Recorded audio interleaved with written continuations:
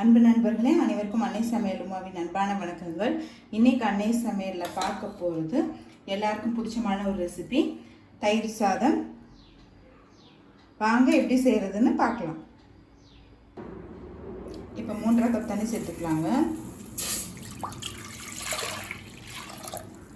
1 cup அரிசி எடுத்துருக்கேங்க, அதனால் 3.5 cup தண்ணி சேர்க்குறேன். இப்போ அடுத்தது இதில் அரிசி சேர்த்துக்கலாம். நான் பச்சரிசி எடுத்துருக்கேங்க. தயிர் சாதத்துக்கு பச்சரிசி யூஸ் பண்ணிங்கன்னா டேஸ்ட்டு நல்லா இருக்குங்க. இப்போ மூடி போட்டு குக்கர்லேருந்து 4 விசில் வந்தோடனே இறக்கி வச்சிடலாம். இப்போ குக்கர்லேருந்து 4 விசில் வந்துருச்சுங்க. இப்போ இதில் கொஞ்சமாக பட்டர் சேர்த்துக்கலாம். பட்டர் சேர்த்திங்கன்னா தயிர் சாதம் டேஸ்ட் ரொம்பவே நல்லா இருக்குங்க. ஹோட்டலில் கல்யாண வீட்டிலலாம் தயிர் சாதத்துக்கு கொஞ்சமாக பட்டர் சேர்ப்பாங்க, டேஸ்ட் ரொம்பவே நல்லாயிருக்கும்.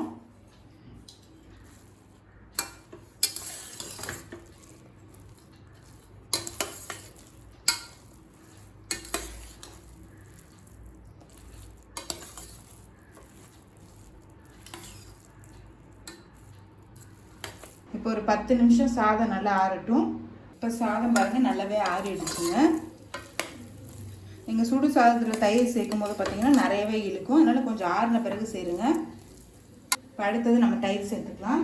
இப்போ 3 கப் தயிர் சேர்த்துக்கலாங்க. தேவையான அளவு உப்பு,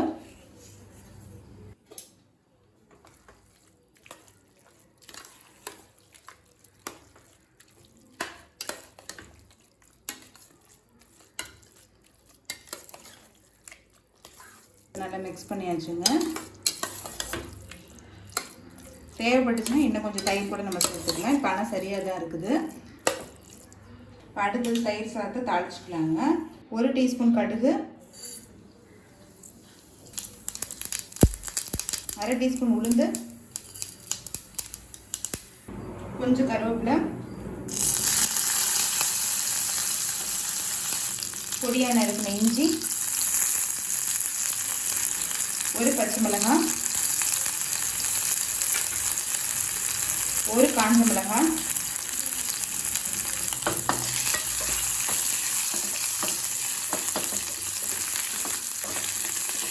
ஸ்டவ் ஆஃப் பண்ணிட்டு கொஞ்சமாக பெருங்காயம் சேர்த்துக்கலாங்க.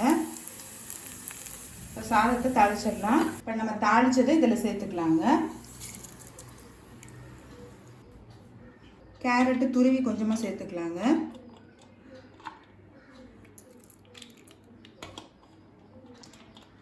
ஒரு டேபிள் ஸ்பூன் அளவு சேர்த்திங்கன்னா போதும். அடுத்தது கொஞ்சமாக திராட்சை,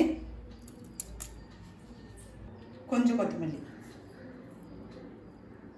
எல்லாத்தையும் நல்லா மிக்ஸ் பண்ணிக்கலாங்க.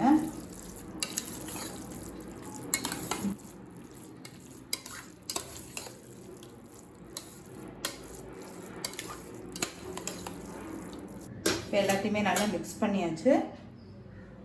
இப்போ பால் 1/2 கப் சேர்த்துக்கலாங்க.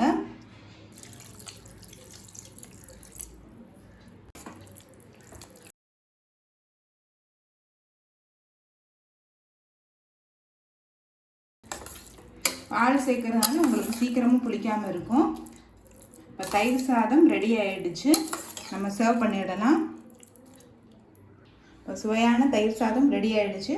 ரெசிபியை ட்ரை பண்ணி பாருங்கள், கண்டிப்பாக உங்களுக்கே பிடிக்கும். ரெசிபி பிடிச்சிருந்ததுன்னா வீடியோவை லைக் பண்ணுங்கள், கமெண்ட் பண்ணுங்கள், ஷேர் பண்ணுங்கள். இது வரைக்கும் அன்னை சமையல் சேனலை சப்ஸ்கிரைப் பண்ணலன்னா சப்ஸ்கிரைப் பண்ணுங்கள். தேங்க்யூ.